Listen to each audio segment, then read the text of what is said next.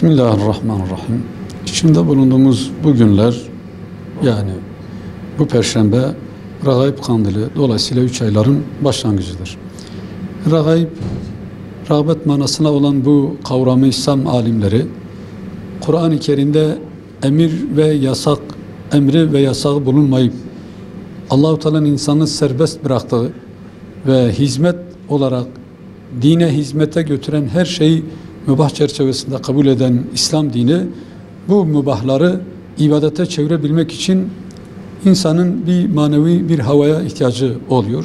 Regaib gecesi bu vesileyle, Regaib gecesi ve 3 aylar müminlerin, ehli imanın manevi taraflarını, gerçekten de maddi koşuşturmaların çok olduğu bir asırda yaşayan bizler, bugünlerde manevi motivasyona çok ciddi manada ihtiyacımızın olduğu ayların arafasına gidiyoruz. 3 aylar, ben kendim şahsen diyorum, elektrik trafoları gibidirler.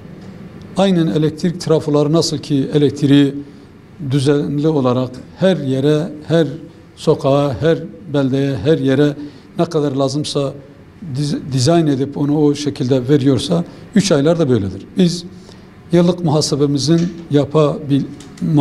yapabildiğimizi, sadakalarımızı çoğaltabileceğimiz, ibadetlerimizi, nafile ibadetlerimize daha yoğun olacağımız, gece ibadetlerimize biraz daha ağırlık vereceğimiz, toplum içerisindeki fakir fukara, yardıma muhtaç olan insanların yardımına koşmak hususunda da ciddi manada insanın seferber olacağı bu manevi mevsimden yeterince istifade etmemiz lazım. İslam kültür külliyatımızda manevi iklimimizi kuvvetlendirmek için 3 aylar birer fırsattırlar, birer imkandırlar.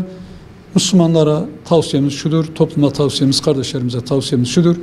Her zaman hayır hasanatımızı yapabiliyoruz ama 3 aylarda Resul-i Ekrem Aleyhisselatü Vesselam'ın da tanımıyla Ya Rabbi Recep ve Şaban'ı bize bereketli kıl, mübarek kıl ve bize Ramazan'a ulaştır diye dua etmesi da bu işin özeti şeklinde görüyoruz.